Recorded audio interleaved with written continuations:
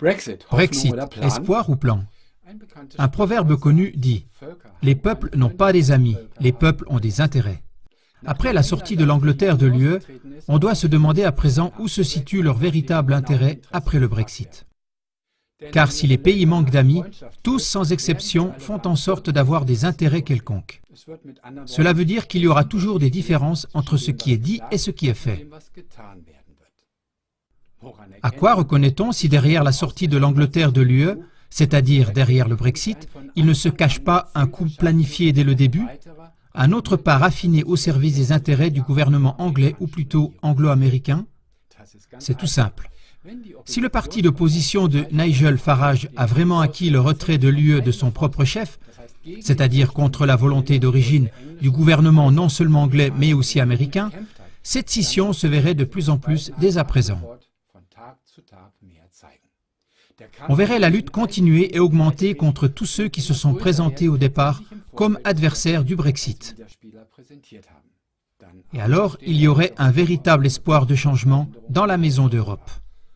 Puis, il y aurait un nouvel espoir de partenariat en politique, en économie et généralement à tous les niveaux. Et si tout à coup tout devient tranquille autour du parti de l'UKIP, on devrait alors se souvenir au plus vite de l'origine et de l'histoire de l'Angleterre. Premièrement, on doit se rappeler que c'est justement l'Angleterre en fait qui a constitué l'UE et l'euro avec l'assistance des États-Unis. Il faut particulièrement tenir compte du fait que justement ce peuple fondateur n'a jamais accepté l'euro pour lui-même. C'est à peu près la même chose que si un chauve Total vende partout un produit capillaire efficace à 100% contre la calvitie. Un autre rappel pourrait se faire par un simple coup d'œil sur la map monde. Dans quel pays de la Terre et dans quelle région des océans ne trouve-t-on pas de colonies anglaises? Il y a encore peu, l'Angleterre était une grande puissance inébranlable. Oui, la plus grande puissance coloniale de l'histoire, avec des colonies et des protectorats sur tous les continents habités. À la fin du XIXe siècle, les colonies et les protectorats britanniques couvraient presque un quart de la surface de la Terre. C'est pour ça, en fait, que la langue anglaise est devenue la langue mondiale numéro 1. Dès le début, il était évident qu'un lion rugissant ne se transforme pas du jour au lendemain en un petit chat ronronnant. Comme un kleptomane n'abandonne pas son besoin de voler du jour au lendemain sans une thérapie douloureuse, de même un peuple dur ne peut pas se transformer du jour au lendemain en un partenaire modéré. Les natures dominantes établies ont un chemin long et difficile à parcourir avant de pouvoir s'intégrer dans un ensemble et encore moins se soumettre. Gardons aussi en mémoire le terme bien connu de « anglo-américain ». Comme d'innombrables observateurs de la vérité l'ont décelé depuis longtemps, les principaux sièges de ce gouvernement de l'ombre, qui tire toutes les ficelles économiques, politiques et militaires à l'échelle mondiale, se trouvent surtout en Angleterre, aux États-Unis, en France et en Israël. Il ne s'agit que de peu de familles alliées de rang supérieur. Leur intérêt principal vise à établir leur nouvel ordre mondial qu'ils ont inventé eux-mêmes. Des États nationaux non prospères sont leur cible. Pas du tout des démocraties, des religions ou des cultures florissantes. Ils sacrifient leur propre pays sur l'autel de leur nouvel ordre mondial aussi facilement qu'ils sacrifient les pays étrangers.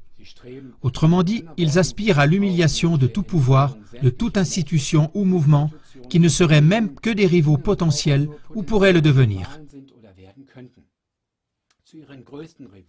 La Russie, la Chine, l'Europe et l'Iran font partie de leurs plus grands rivaux. Leur intérêt est d'affaiblir justement ces rivaux dans les domaines de la politique et de l'économie, mais aussi dans tous les autres domaines. L'institution de l'UE leur sert comme une sorte de pressoir avec lequel ils pressent à fond tous leurs rivaux européens. Comment ça se passe? C'est très simple. On jette toutes les nations déjà très pauvres et les nations encore riches dans le pressoir de communautés de destin européennes. Là, on les saigne lentement mais sûrement jusqu'à ce qu'aucune résistance sérieuse ne soit plus possible. Mais par son retrait de l'UE, l'Angleterre se dérobe non seulement au pot commun de dette de l'UE qui a été créé auparavant par eux-mêmes, mais aussi au flux de réfugiés qui commence seulement à grossir vraiment. Si plus tard la France retire également ses secours financiers et fait la même chose que l'Angleterre, l'effondrement du reste de l'Europe passera dans l'histoire. Dans un premier temps, l'Allemagne servira de centre d'accueil et de trésorier. L'Allemagne est le pays d'Europe le plus redouté. C'est pourquoi, selon les traités existants de ses possesseurs, elle n'a même pas le droit de poser la question de quitter l'UE. Ainsi, l'ennemi le plus fort est conjuré pour une durée illimitée. Quoi qu'il arrive en Europe maintenant, on doit le regarder et le juger au vu de son gouvernement de l'ombre dont il est question. Ce n'est pas facile pour l'Europe tant qu'elle est encerclée par ses soi-disant amis. Le maintien dans l'UE doit mener à la ruine de tous les États membres parce que le concept entier de l'UE et de l'euro est un concept stratégique de bellicistes sournois. Encore faut-il que nous comprenions que le stratagème ne sera pas toujours réalisé avec des armes et des machines de guerre puissantes. La guerre moderne passe à présent en majeure partie par la guerre d'information et la guerre économique. Le retrait maintenant imminent des nations fortes, comme par exemple l'Angleterre et probablement bientôt aussi la France, mène à un surendettement et à une surpopulation étrangère de tous les autres États membres de l'UE. Seul un retrait commun de tous les États membres et en même temps un retour aux souverainetés populaires d'origine avec leur propre monnaie pourrait encore empêcher une chute totale et la ruine. Tous ces pays devraient également tous ensemble insister pour ne plus avoir les dettes qu'ils ont auprès des banques, puisque toutes les dettes proviennent soit d'argent non couvert, soit de purs mensonges, c'est-à-dire de grandes spéculations.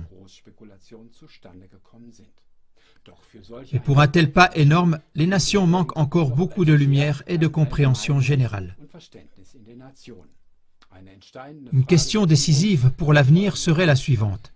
Est-ce que ces gouvernements de l'ombre en Angleterre, aux États-Unis, en France et en Israël, mais aussi en Allemagne et dans d'autres pays, c'est-à-dire ces familles réparties de façon stratégique, voudront partager durablement le contrôle du monde?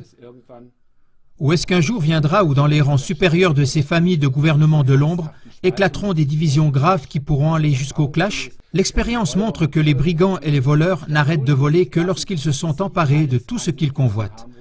Et cela pourrait représenter un espoir légitime pour ce monde. Car là où règne la division, tout pouvoir, pour ainsi dire, tire sur sa fin. Ce principe est pareillement valable pour les dangereux gouvernements de l'ombre.